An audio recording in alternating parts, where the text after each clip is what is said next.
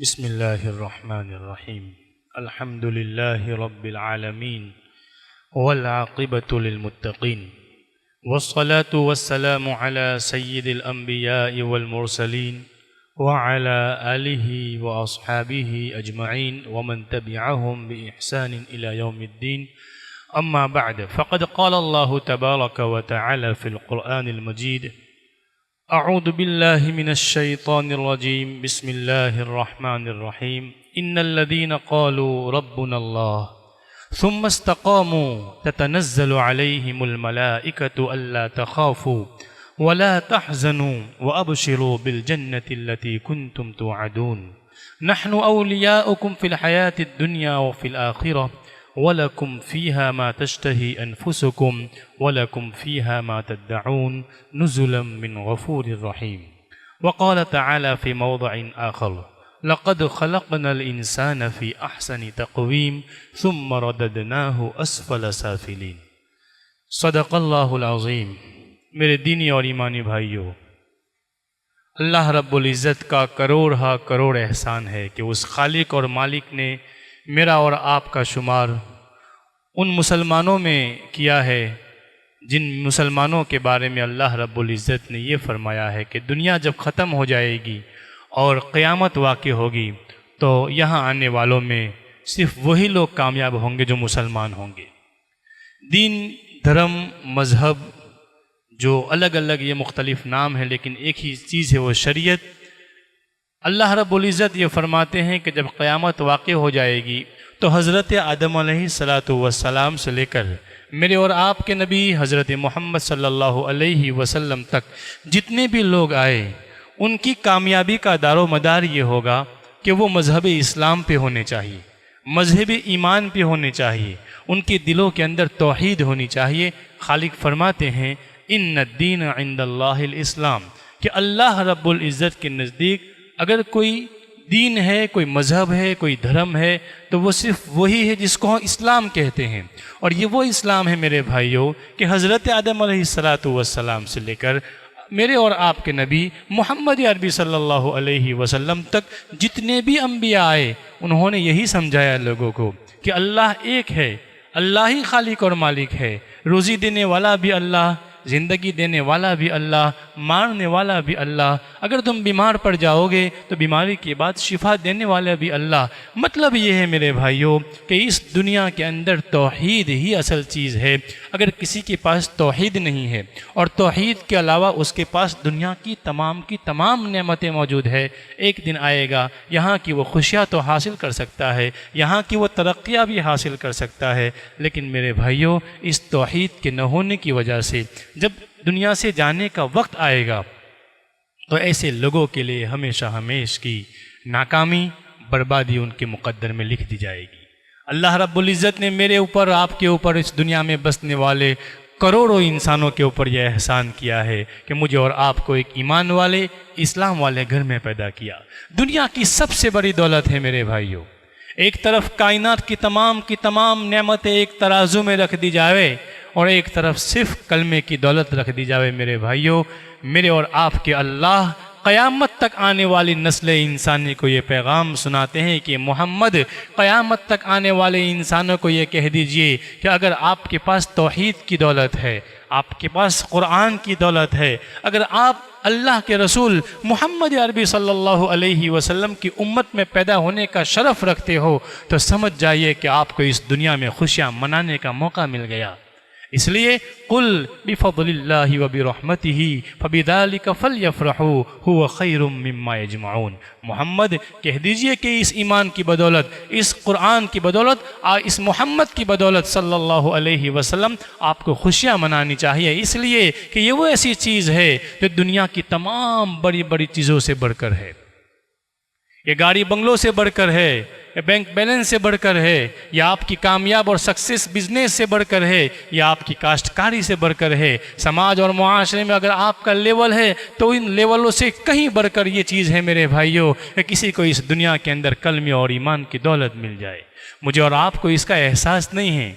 हम दुनिया वालों के सामने अपने इस्लाम और ईमान को बहुत दबे दबे अंदाज में पेश करते हैं। मेरे भाइयों, ये गलत चीज़ है। इन्नल्लज़ीना क़ालू रब्बुनल्लाह, हम डंके की चोट ये कहेंगे कि हमारा परवरदिगार अल्लाह है, और दुनिया में जो भी ये कहेगा मेरे भाइयों, कामयाबी और सुरखरुई उसका मुकद्दर होगी। इसलिए कि अल्लाह रब्बुल इज़्ज़त ने ये फरमाया है कि इस दुनिया के अंदर सरबुलंदी, इस दुनिया के अंदर इज़्ज़त, इस दुनिया के अंदर मकाम और लेवल सिर्फ उन लोगों को मिलेगा जो अपने दिलों के अंदर कामिल ईमान रखते हो। व अंतुमुल अअलौना इन कुंतुम मुमिनीन। मेरे भाइयों, इस वक्त अगर ये दुनिया की सबसे बड़ी नेमत है तो इस वक्त इस दुनिया का सबसे बड़ा चैलेंज मुसलमान के लिए ये है, मुसलमान के लिए ये है कि इस ज़माने के अंदर वो अपने पास मौजूद ईमान को बचाकर, इस्लाम को बचाकर इस दुनिया से चला जाए। बहुत मुश्किल है ईमान को बचाना, बहुत दुश्वार घड़ियाँ हैं मेरे भाइयों एक मोमिन के लिए कि वो अपने ईमान को बचाकर इस दुनिया से चला जाए। इसलिए कि आप जानते हैं कि दुनिया की तमाम ताकतें इस वक्त इस बात के ऊपर मुत्तफिक हो चुकी है कि इस दुनिया के अंदर मुझे और आपको अगर किसी को टारगेट बनाना है तो वो मोमिन होना चाहिए, वो मुसलमान होना चाहिए। और ये कोई आज का काम नहीं है मेरे भाइयों। जब अल्लाह के रसूल मोहम्मद अरबी सल्लल्लाहु अलैहि वसल्लम और इससे पहले हज़रत आदम अलैहिस्सलातु वस्सलाम से लेकर हज़रत ईसा अलैहिस्सलातु वस्सलाम तक जितने भी अम्बिया आए और जिन्होंने अम्बिया अलैहिस्सलातु वस्सलाम की बात मानी और वो तौहीद के परस्तार हो गए, दुनिया की तमाम ताकतें उनके मुखालिफ होकर उनके बारे में यही प्लानिंग करते रहे कि इस दुनिया से इनको किस तरह मिटाया जाए। ये और बात है कि जो पक्के मोमिन होते हैं, जो तौहीद के परस्तार होते हैं, जो अल्लाह को एक मानने वाले होते हैं, फिर दुनिया की ताकतों से वो नहीं डरते हैं, उनसे मुकाबला कर जाते हैं, वो डट जाते हैं। उनकी तादाद बहुत कम होती है, हथियारें उनके पास नहीं हुआ करते, लेकिन उनके दिलों के अंदर अल्लाह रचते और बसते हैं। उस नबी की मोहब्बत उनके रगो रेशे में होती है। उसी मोहब्बत की बुनियाद पर मेरे भाइयों वो वक्त की सुपर पावर ताकत के सामने टकरा जाते हैं, और वो ताकत जो आसमानों को छूती है उनकी ताकतें, लेकिन ऐसे मामूली इंसान, लेकिन चूंकि इनके दिलों में अल्लाह रब्बुल इज़्ज़त बसते हैं, तौहीद की ताकत होती है, उनके सामने वो ज़ेर हो जाते हैं। कुछ लोग थे असहाबे कहफ, कुछ लोग मेरे भाइयों 7 थे, 5 थे, 4 थे, 3 थे, बहुत कम तादाद थी, और सामने बादशाह था, बादशाह का पूरा लश्कर था मेरे भाइयों। लेकिन उसके बावजूद उन्होंने तौहीद को छोड़ने से इनकार कर दिया कि हम नहीं छोड़ेंगे तौहीद को, हम अपने अल्लाह को एक मानने से कभी भी हम इनकार नहीं करेंगे। आप कुछ भी कर सकते हैं हमारे साथ, आखिर करेंगे तो क्या करेंगे, आखिर हमारी जान ले लेंगे, हम जान का नजराना दे सकते हैं, लेकिन अपने तौहीद से हम एक बाल के बराबर भी पीछे नहीं हट सकते।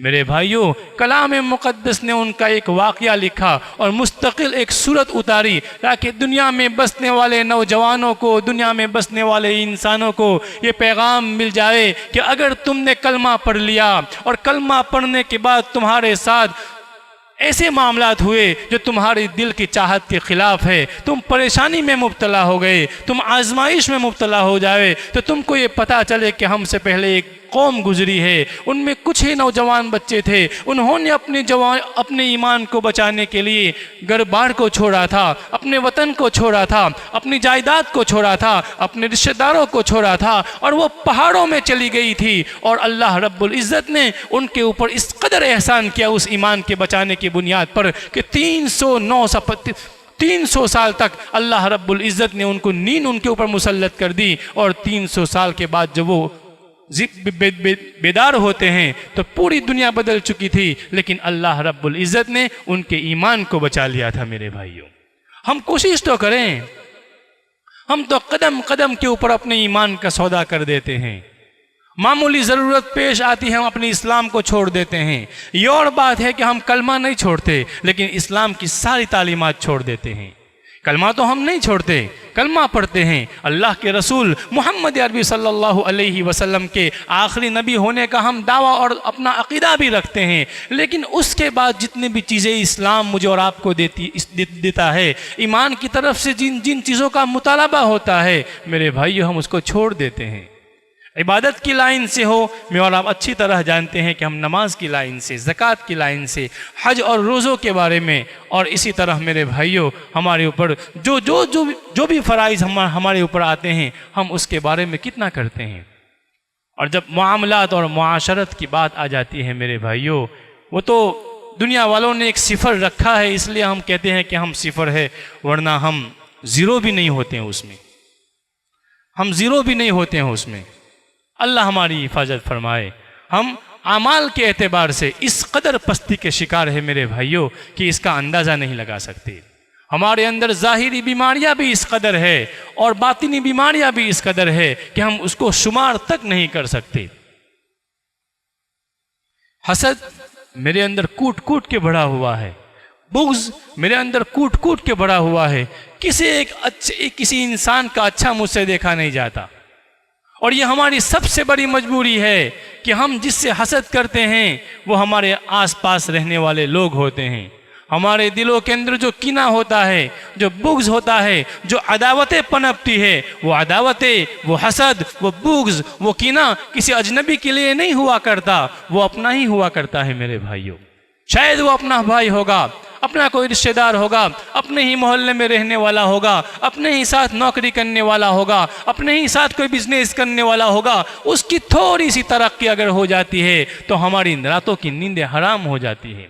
हम उनके खिलाफ प्लानिंगें करने लगते हैं, हम उनकी टोह में रहते हैं, उनका कोई ऐसा शोशा तलाश करते हैं, कोई कमी तलाश करते हैं, शायद कि कोई कमी मिल जावे, और हम मुआशरे के अंदर उस कमी और बीमारी और उस गुनाह को उछालकर उसकी इज्जतों को हम मिट्टी में मिला दें। क्या मिलेगा मेरे भाइयों इस तरह करके? आखिर अल्लाह रब्बुल इज़्ज़त ने ये ज़िंदगी इसलिए नहीं दी है। अल्लाह रब्बुल इज़्ज़त की तरफ से ये जो ज़िंदगी मिली है बहुत बड़ी अमानत है।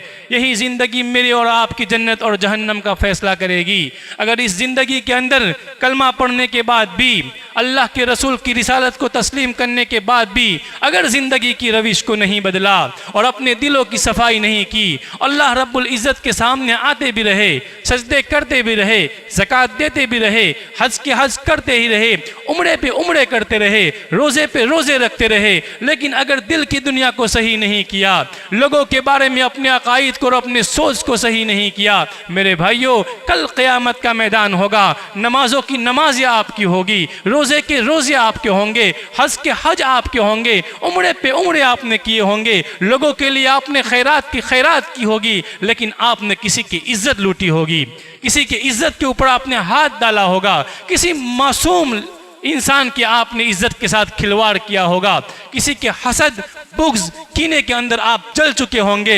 मेरे भाइयों कल क़यामत के मैदान में ये लोग आपके ख़िलाफ़ आएंगे और अल्लाह रब्बुल इज़्ज़त की बारगाह में आपके ख़िलाफ़ ये शिकायत करेंगे, और होगा ये मेरे भाइयों कि सारी की सारी नेकियां एक तरफ दरी की दरी रह जाएंगी। और मेरे और आपके लिए अगर मेरी सोच अच्छी नहीं है, अगर मेरी सोच लोगों के बाब में अच्छी नहीं है, तो मेरा और आपका मुक़द्दर जहन्नम बन जाएगा। मेरे भाइयों आपसे गुजारिश करते हैं, मैं भी, आप भी, और आपके दोस्त भी, आपके रिश्तेदार भी, आपके अहले खाना भी लोगों की ज़िंदगी के साथ खिलवाड़ न करें। मुझे हिसाब देना है, मेरी ज़िंदगी का हिसाब मुझसे होगा, आपकी ज़िंदगी का हिसाब आपसे होगा। आप क्यों किसी की इज्जतों के साथ खेलते हैं? अगर वो किसी जगह जाता है और गलत काम भी करता है, अगर आपके दिल के अंदर उसकी बहुत मोहब्बत है, खैरखाही का जज्बा है, तो आपसे गुजारिश करते हैं तन्हाई में आप अल्लाह रब्बुल इज़्ज़त के पास आइए, 2 रकात नमाज पढ़िए, उसके लिए दुआ कीजिए, और फिर तन्हाई में उसके पास जाकर उसको इस गुनाह को छोड़ने की दावत दीजिए। खुल्लम खुल्ला लोगों की गुनाहों के ऊपर अगर आप उसकी तंबीह करोगे तो वो गुनाह तो छोड़ेगा नहीं, बल्कि और बागी बन जाएगा। अगर आप किसी भी नमाजी को मस्जिद के बाहर ये कहोगे कि आप मुसलमान होकर नमाज नहीं पढ़ते, आपको नमाज पढ़ना चाहिए थी, अल्लाह आपको जहन्नम में ढकेल देगा। मेरे भाइयों मैं और आप कौन होते हैं किसी की जहन्नम और जन्नत का फैसला करने वाले? मैं और आप कौन होते हैं किसी की जन्नत और जहन्नम का फैसला करने वाले? अपने दिलों से किब्र और गुरूर को ख़त्म कीजिए, अपने दिलों को साफ़ कीजिए, अपने इस ईमान को बचाने की कोशिश कीजिए। ईमान को बचाना इसलिए भी बहुत मुश्किल है कि दिल ठीक नहीं है मेरे भाइयों, और इसलिए भी मुश्किल है कि इस वक्त दुनिया की तमाम ताकतें मेरे और आपके ईमान को बिल्कुल ख़त्म करने के पीछे पड़ी हुई है। अल्लाह के रसूल मोहम्मद अरबी सल्लल्लाहु अलैहि वसल्लम ने ये कहा था कि एक ज़माना ऐसा आएगा कि जब आदमी सुबह में आंखें खोलेगा तो मुसलमान होगा, लेकिन ढलता सूरज जब वो देखेगा तो उसके दिलों के अंदर ईमान नहीं होगा। सुबह में मुसलमान, शाम में काफिर, शाम में मुसलमान, सुबह में वो काफिर हो जाएगा और दुनिया की मामूली इज्जत को हासिल करने के लिए वो अपने ईमान का सौदा कर देगा। मेरे भाइयों, आज मेरे मोहल्ले में, आपके मोहल्ले में, मेरे और आपके घर में, मेरे और आपके गांव और शहर में कई ऐसे वाक़यात हम देखते हैं, कभी वीडियोज़ देखते हैं, कभी खबरें सुनते हैं कि हमारे मोहल्ले से, हमारे गांव से एक मामूली चीज़, इश्क़ मजाजी जो सरापा गुनाह है, उसके खातिर किसी ने अपने ईमान का सौदा कर दिया। किसी ने अपने मकाम को बाकी रखने के लिए किसी मूर्ति के सामने अपने सर को झुका दिया।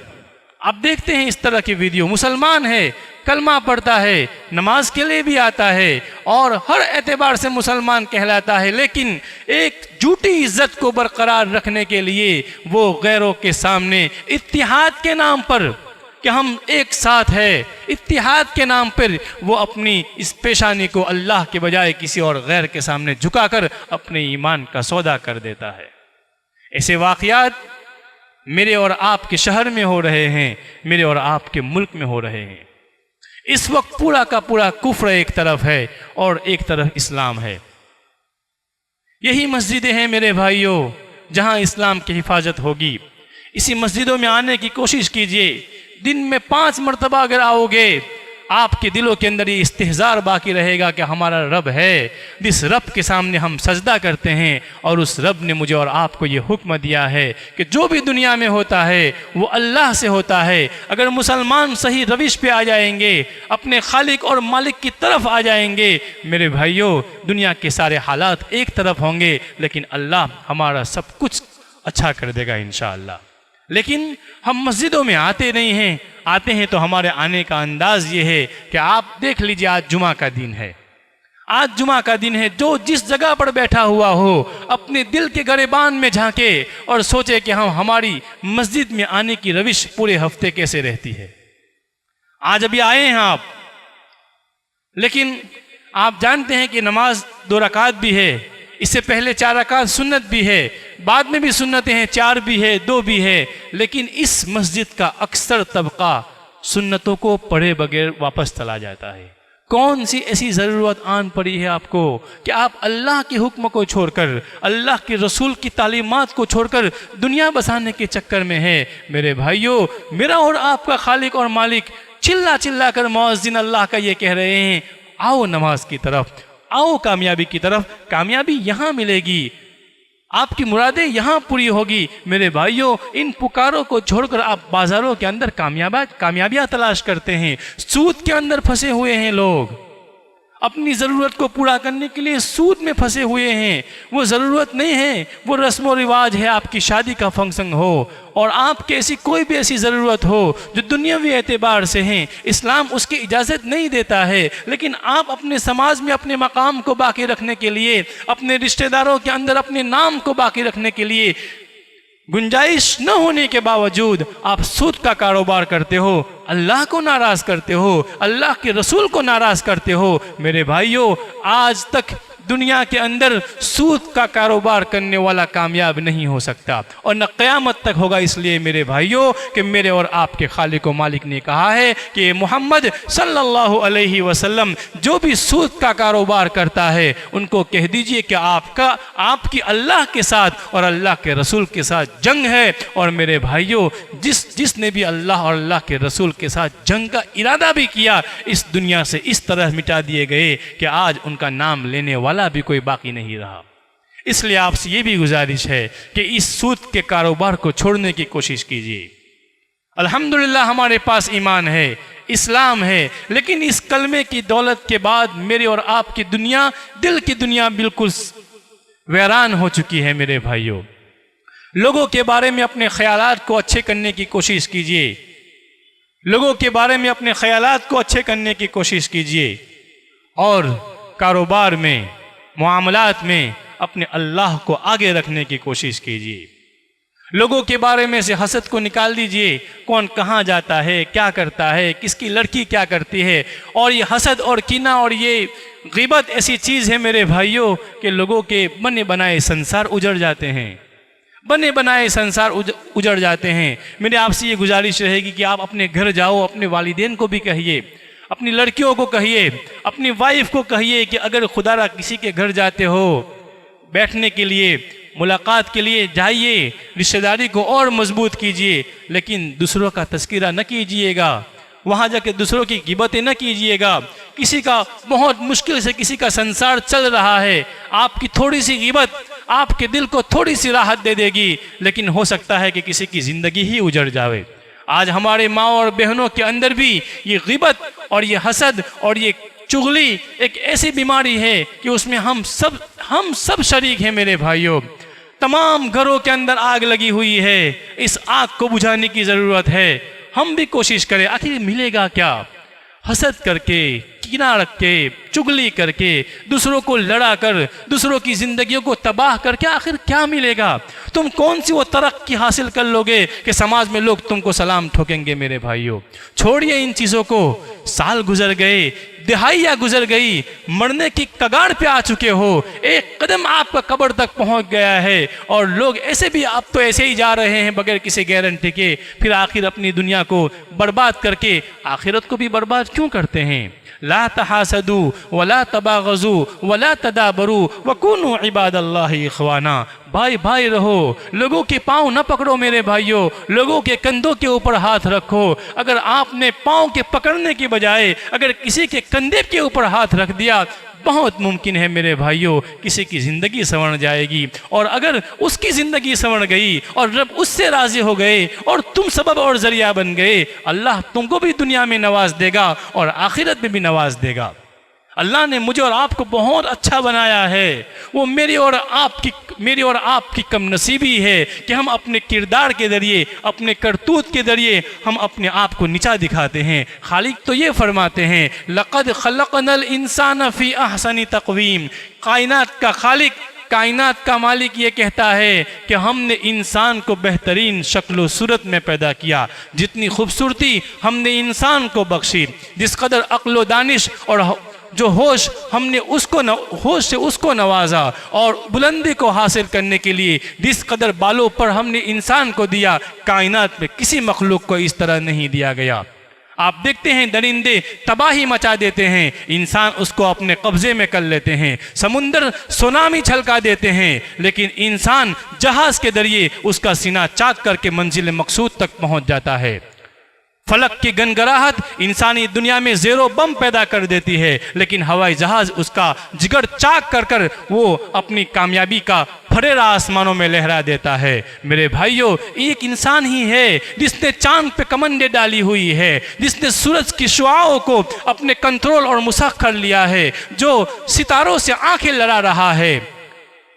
मैं कहाँ रुकता हूँ अर्शो फर्श की आवाज़ से, मुझे जाना है और भी आगे हद परवाज से। अल्लाह रब्बुल इज़्ज़त ने दुनिया के अंदर इंसान को सबसे ज़्यादा पावरफुल बनाया है, और अगर वो कुदरत के तकाज़ों और फितरत के तकाज़ों के साथ बगावत नहीं करेगा तो यही इंसान हमेशा पावरफुल रहेगा। लेकिन अगर उसने रब की नहीं मानी और मनमानी पर उतर आया तो वही खालिक कायनात दूसरी आयत में इंसान की तस्वीर इस तरह खींचता है, सुम्मा रददनाहु अस्फला साफिलीन, कि जब इंसान बिगड़ता है, जब इंसान संवरता नहीं है और नेचर के खिलाफ काम करता है, तो फिर हम उसको नीचों में से नीचा कर दिखाते हैं। कायनात की सबसे सरियल गरियल मखलूकात में उसका हम शुमार कर देते हैं। हम अपनी आंखों से देखते हैं मेरे भाइयों कि इंसानियत की बुनियाद के ऊपर, कैरेक्टर की बुनियाद के ऊपर आसमान की बुलंदियां छूने वाला इंसान भी दुनिया में नज़र आता है, और बद कैरेक्टर की बुनियाद पर ज़मीन की पस्तियों को छूने वाला इंसान भी नज़र आता है। सच्चाई और ईमानदारी की बुनियाद पर पूरी आलम के अंदर इज्जतों का ताज पहनने वाला इंसान भी नज़र आता है, और बेईमानी की बुनियाद पर मक्कार कहा जाने वाला इंसान भी नज़र आता है। सच्चाई की बुनियाद पर अजमत आसमान को छूने वाला इंसान भी दुनिया में मौजूद है, और झूठ की बुनियाद पर नीचता की मंजिलों से गुजरने वाला इंसान भी दुनिया में मौजूद है। दो ही कैरेक्टर है इस दुनिया के अंदर, इंसानियत का कैरेक्टर और बद इंसानियत का कैरेक्टर। इंसानियत और आदमियत का कैरेक्टर इंसान को जन्नत में पहुंचाने की अलामत है, और इंसानियत को खोज का मंजर दिखलाने की अलामत इंसान को जहन्नम का मुसाफिर बना देने की निशानदेही है। मेरे भाइयों, ये इंसान अमल से ज़िंदगी बनती है, जन्नत भी जहन्नम भी। ये खाकी अपनी फितरत में न नूरी है न नारी है। अगर घटे तो फ़कत मुश्ते खाक है इंसान, और बढ़े तो वुसात अफलाक में समा न सके।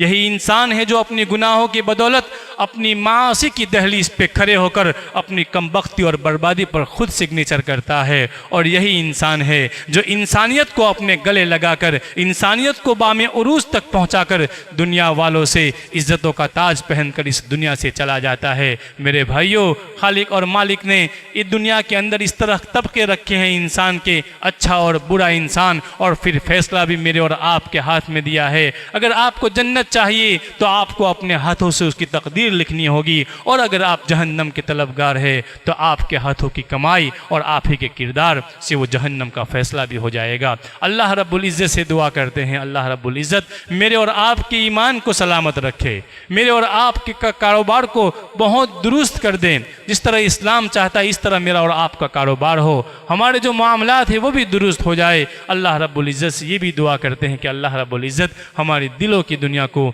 वैरान होने से बचाकर आबाद से आबाद तरीन कर दे। व आखिर दावाना अनिल हम्दुलिल्लाहि रब्बिल आलमीन।